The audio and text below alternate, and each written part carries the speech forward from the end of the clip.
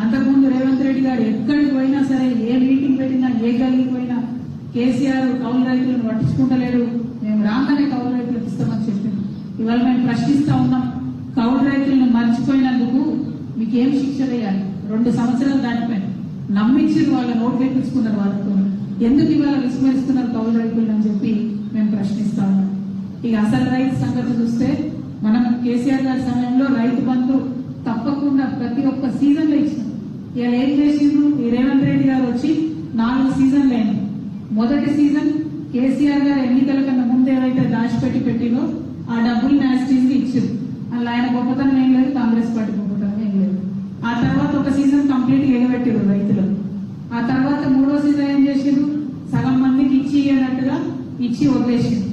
ఇక మొన్నటిసారి ఏం చేసిండ్రు? స్థానిక సంస్థల ఎన్నికలు రాబోతున్నాయి కాబట్టి మళ్ళీ ఒకసారి ప్రజలను మభ్యపెట్టాలి, రైతులను మభ్యపెట్టాలి, స్థానిక సంస్థలలో లబ్ధి పొందాలన్నటువంటి ఉద్దేశంతో మొన్న ఒకసారి మళ్ళొకసారి రైతు భరోసా ఇవ్వడం జరిగింది. అది కూడా వాళ్ళు చెప్పినంత ఇస్తలేదు, తక్కువ ఇస్తున్నారు. 15,000 ఇస్తామని చెప్పి 12,000 ఇస్తున్నటువంటి సందర్భాన్ని కూడా ఇవాళ వరంగల్ జిల్లా ప్రజలకు, తెలంగాణ ప్రజలకు నేను గుర్తు చేస్తా ఉన్నాను. మరి అదేవిధంగా ఇంకొక మాట చెప్పారు, అన్ని పంటలకు మద్దతు ధర ఇస్తామని చెప్పి ఏమేమి పంటలకు మద్దతు ధర ఇస్తామని చెప్పారు? వరి ధాన్యానికి ఇప్పుడు 2,183 రూపాయలు ఉన్నది, 500 పెంచి దాన్ని 2,683 చేస్తామని చెప్పింది. మొక్కజొన్నకు 2,200 చేస్తామని చెప్పింది. కందులకు 6,700 చేస్తామని చెప్పింది. సోయాబీన్ కు 4,400 చేస్తామని చెప్పింది. పత్తి 6,500 రూపాయలు మద్దతు ధర ఇస్తామని చెప్పింది. మిర్చికి 15,000 రూపాయలు ఇస్తామని చెప్పింది. పసుపుకు 12,000 మద్దతు ధర ఇస్తామన్నారు. ఎర్రజొన్నకు 3,500, చెరుకుకు 4,000, జొన్నలకు 3,050 రూపాయలు ఇస్తామని చెప్పింది.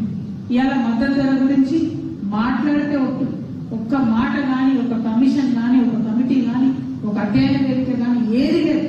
మద్దతు ధర ముచ్చట కంప్లీట్ గా మర్చిపోయింది. ఇవాళ రాహుల్ గాంధీ గారిని, రేవంత్ రెడ్డి గారిని డిమాండ్ చేస్తున్నాం. ఓర్గల్ గడ్డ నుండి డిమాండ్ చేస్తున్నాం. 12 సీట్లలో 10 సీట్లు మభ్యపెట్టి గెలుచుకొని పోయిన మీరు మద్దతు ధర గురించి ఎందుకు మర్చిపోయిండ్రు? మద్దతు ధర మీద తక్షణమే మీరు రైతు కమిషన్ ఆల్రెడీ వేస్తున్నారు. ఆ రైతు కమిషన్ చేస్తారా, ఇంకో దాన్ని చేస్తారా? అర్జెంటుగా కమిటీ వేయండి. మొన్నటికి మొన్న మిర్చి రైతులు ఇబ్బంది పడితే నేను కూడా ఏడుమల్ల మార్కెట్కి వచ్చిపోయాను. అక్కడ నిలబడి మిర్చి కంపౌండ్ లో నిలబడి మేమందరం డిమాండ్ చేసినాం.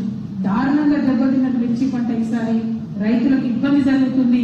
మద్దతు ధర ఏమంటే పక్క రాష్ట్ర ముఖ్యమంత్రి చంద్రబాబు నాయుడు ఏమో పోయిండు ఢిల్లీకి, తన్లాడిండు ఎంతో కొంత మిర్చి రైతులకు లాభం చేయాలని. మన రాష్ట్ర ముఖ్యమంత్రి మాత్రం ఏమీ పట్టనట్టు ఉండిపోయాడు. కాబట్టి మా నిజామాబాద్ పసుపు రైతులకు కూడా 12,000 మద్దతు ధర ఇస్తామని ఇలా చెప్పిండు, కానీ ఎక్కడ కూడా ఇయ్యనటువంటి పరిస్థితి ఉన్నది. ఈ మద్దతు ధర పక్కన అట్లా పెడితే పంట బీమాకు మహాత్మా గాంధీ గ్రామీణ ఉపాధి హామీ పథకంతో లింక్ చేస్తామని చెప్పింది. ఈ సీఎం గారి సంగతి మీకు తెలుసు, ఎప్పుడు ఫ్లైట్ మోడ్ లోనే ఉంటాడు. హాఫ్ సెంచరీ దాటిపోయింది ఢిల్లీకి పోవటి, 50 సార్లకు ఎక్కువైంది. ఈ 50 సార్లలో